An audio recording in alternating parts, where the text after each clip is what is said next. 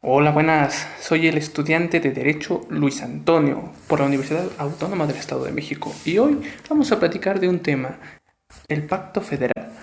¿Qué con ello? ¿Qué es? ¿Y a dónde nos está llevando? Y si en verdadmente sirve como lo creemos. Quédate y sabrás aún más. Pues bueno, empecemos esto de la forma más cordial y sincera. Vamos a hablar del Pacto Federal y de lo que esto implica a futuro. El Pacto Federal se constituye en 1824. Es un acuerdo de voluntades entre los primitivos representantes de lo que fueron las principales entidades que se dividía la República Mexicana en su periodo de la época del siglo XIV. El Pacto Federal, como ya se mencionó, es un acuerdo de igualdad aparente. La soberanía es igual entre los estados que los componen para reconocer un gobierno general que los representa y será el gobierno federal de la República, como todos, pues bueno, que vamos en México ya conocemos, pero en verdad es igual, porque recordemos que la soberanía sí es igual, pero en temas sociales no, porque en casos, por ejemplo, de feminicidios, el estado con mayor casos registrados en un mes, en el primer mes, en el primer mes, enero del 2020, es Guanajuato con 53 casos. Y su contraparte, Veracruz, en el mismo mes, 12 casos. 12 casos. Ahí ya podemos ver una gran diferencia social, que más allá del alma del constituyente, que es muy importante, recordemos que la justicia no se extingue en el derecho, pero el derecho sí se extingue en la justicia. ¿Por qué no se le castiga a Guanajuato por tener tantos casos de feminicidios? Porque está en las manos de los gobernantes frenarlo y no se le premia y se le da motivación a Veracruz, que es un país con una tremenda población en pobreza y que tiene al menos, en el caso de enero, 12 casos. Igualdad entre la federación, no, igualdad entre los soberanos, sí, porque en el artículo 39 se nos menciona que la soberanía es del pueblo y todo poder público dimana de este. En el artículo 40 es voluntad del pueblo mexicano constituirse en una república representativa, democrática, laica, federal, compuesta por estados libres y soberanos. Pero no somos libres. Libre es salir a la calle y que nadie te critique por cómo estás vestido. Libre es salir y conseguir trabajo. Pero sigamos. En temas de economía, en temas de lo que aporta que cada estado al producto, al PIB, en el tema de la federación, tenemos que en el 2019, a nivel anual, el Estado de México alcanzó el 8.9 del PIB nacional. Y México, en la Ciudad de México, el 17%. Vamos a hablar de cifras cerradas, sino de porcentajes. En el caso del Estado, equivale a 2,136 billones de pesos. Y de la Ciudad de México, a 4,8 billones de pesos. Pero, teniendo con esto, tan solo el Estado, un PIB equivalente al anual que tuvo Grecia en el mismo año. Pero esto no se queda aquí. Vamos a mencionar el caso de Tlaxcala en el mismo año, 2019, el PIB, 0,6% del total, alcanzando el mismo porcentaje que países del continente africano, países en mucha pobreza en Latinoamérica, siendo el más bajo. Dicen igualdad, libertad. En el 2018, del 2004 hasta el 2018, mientras que cada mexicano constituyó una carta del país de 1.418 los habitantes lo hicieron con 3.804 pesos, es decir, su participación tributaria fue de 2.7 veces mayor que el promedio nacional desde 2004 hasta el 2017. En 14 años la Ciudad de México ha contribuido más, o bueno, en 15 años ha contribuido más que cualquier otro estado con impuestos. Y no lo digo yo, son cifras oficiales. Lo anterior lo dio a conocer el diario de cifras oficiales, con información del portal de transparencia presupuestaria del gobierno federal, en el cual se muestra que la entidad con mayor peso en la economía mexicana es la Ciudad de México, pues sus recursos tributarios equivalen a una quinta parte del total en conjunto los 32 estados en 14 años. Veamos el alma de los constituyentes, veamos los artículos. Con este poder, la Ciudad de México, el Estado, en el artículo 73, punto que le prohíbe la licenciatura. En el artículo 17 y 18 no pueden celebrar alianzas o tratados comerciales, acuñar monedas, trabar, delimitar el tránsito, incluso dice que establecer derechos de tonelaje y otro de puesto ni impone contribuciones o derechos sobre importaciones o exportaciones. Dice libres y soberanos, autónomos. ¿Por qué entonces el Estado tiene que cargar con la que no hace nada para contribuir a la sociedad? ¿Por qué el Estado de México es el Estado con una infraestructura mayor que la de Oaxaca? Por ejemplo, el gobierno de gobierno, López de Santana, fue cuando se pasó esto, que 1183 y 1184 más históricas, lo tenían. Y no es el único que se ha querido separar. Yucatán en 1565. Pero ¿qué pasa si nos queremos separar? Si vemos que nosotros no tenemos los mismos casos de feminicidio, nosotros trabajamos más y pagamos más impuestos, nosotros aportamos más al PIB.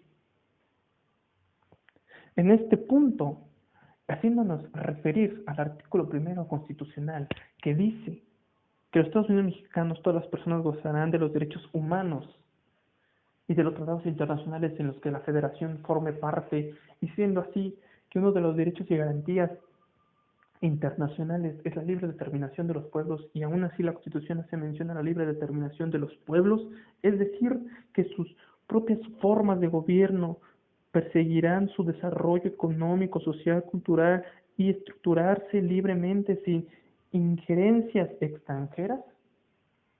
¿Por qué el desarrollo económico? ¿Por qué no se nos deja hacer tratados y podemos ofrecer más si tenemos el mismo PIB, incluso mayor que países de Europa media, o competimos directamente con un país de primer mundo como lo es Grecia?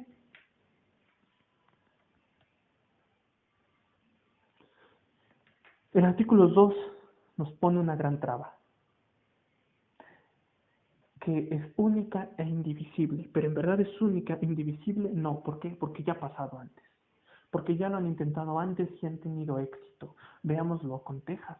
Texas se separó y al día de hoy es potencia, no solo como Estado. ¿Por qué? Porque también genera más empleo para mexicanos extranjeros que cualquier otra nación, como lo es Nuevo México, como lo es las Californias, por ejemplo. El artículo 105, que tiene que resolver esta controversia de cuando un Estado se quiere separar, es la Suprema Corte de Justicia de la Nación. Conocerá en los términos que señala la regla reglamentaria de los asuntos siguientes. Fracción primera de las controversias constitucionales que no den excepciones de las que se refiere a la materia electoral. Se suscribe entre la federación y una entidad federativa. Un conflicto entre ellos, una controversia entre lo que dice una ley y lo que en verdad quieren los mexicanos. Porque hay muchos que concebimos y queremos ser soberanos, ya no autónomos, sino una soberanía vacía. El artículo 106 corresponde al Poder Judicial de la Federación en los términos de la ley representativa. Las controversias, dirimir las controversias que por razones de competencia se susciten entre los tribunales federales, entre esos y los de las entidades federativas. El 103, los tribunales de la Federación resolverán toda controversia que se suscite en su fracción primera hasta la fracción tercera, por normas generales, actos u omisiones de las autoridades que violen los derechos humanos. ¿No están violando el derecho humano a la libre determinación de los pueblos? ¿No la Constitución está en una laguna, en un conflicto, en una controversia con los derechos internacionales que según él respeta y forma parte?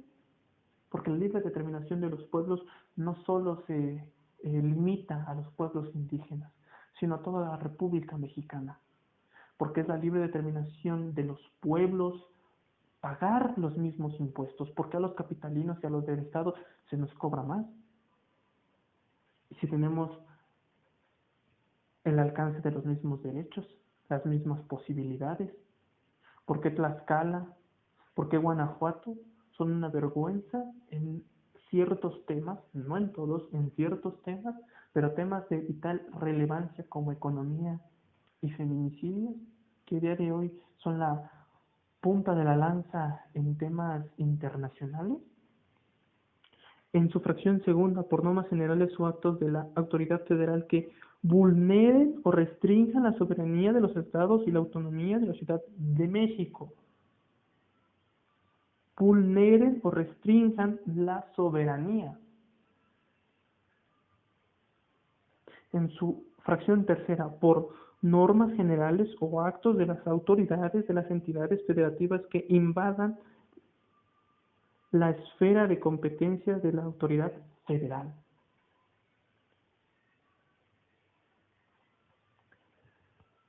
Por eso, sí creo en un separatismo, porque no se debe de castigar a los estados que están haciendo las cosas bien, porque no es justo que los capitalinos y los del estado paguemos 3 veces más de impuestos y recibamos los mismos derechos, porque no es justo que estados como Veracruz entren en el top 10 si fueran países en feminicidios, porque no se sigue lo que está haciendo Veracruz en todos los temas de la República.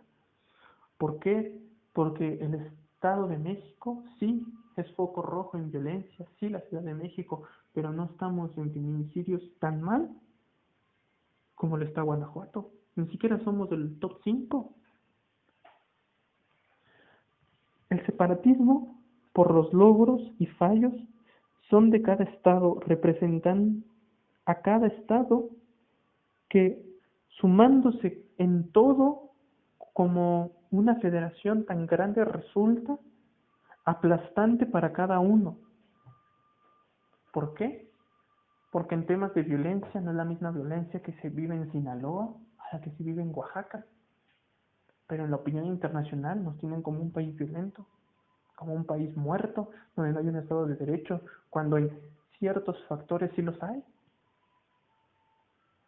Dicen el 73% no paga impuestos. ¿Cómo se mantiene entonces el gobierno mexicano? De las 3 veces más del impuesto que paga la Ciudad de México y el Estado de México. Resulta aplastante para uno y mejora para otros, en casos que se analice, ya que no todos hacemos lo mismo, no hemos crecido a la par, porque la federación era para eso, para crecer juntos. Y hoy vemos que no, porque hoy la Ciudad de México y el Estado cargan con Tlaxcala, lo están cargando, lo están jalando, porque hoy Veracruz jala y arrastra a Guanajuato en temas de feminicidios, pero en temas de impunidad el Estado jala a todos los demás, porque no hemos crecido igual, porque no tenemos los mismos derechos, porque no pagamos los mismos impuestos. Por eso yo sí creo en la separación. Por eso es que yo soy el fundador de la página en Facebook, La República Libre y Soberana de México de Occidente, porque no es justo que se nos trate de la misma forma cuando aportamos diferente, cuando hemos crecido en diferentes en desarrollo, en educación. La Ciudad de México es punta de lanza en educación. Chiapas no. ¿Y quién lo está haciendo mal? Pero por eso mismo, como no todos somos iguales, y esto ya es muy aparte de la exposición o del tema en cuestión, porque esto ya es muy personal mío, los territorios que exigimos en la página son los que actualmente se conforman por el Estado de México, Michoacán, Guerrero, Morelos y la Ciudad de México, el actual país concebido hoy como la República Mexicana. Porque estos estados comparten no solo el mayor PIB, comparten no solo una mayor identidad de lenguaje, porque hasta en eso la República ya es diferente. Compartimos cultura, ideología. El argumento constitucional, ahí está. El 105. Cualquier controversia entre la federación y un Estado lo tiene que resolver él. Y como en un tema de separatismo, la mayoría de los estados probablemente vote que no se separe, es momento de alzar la voz.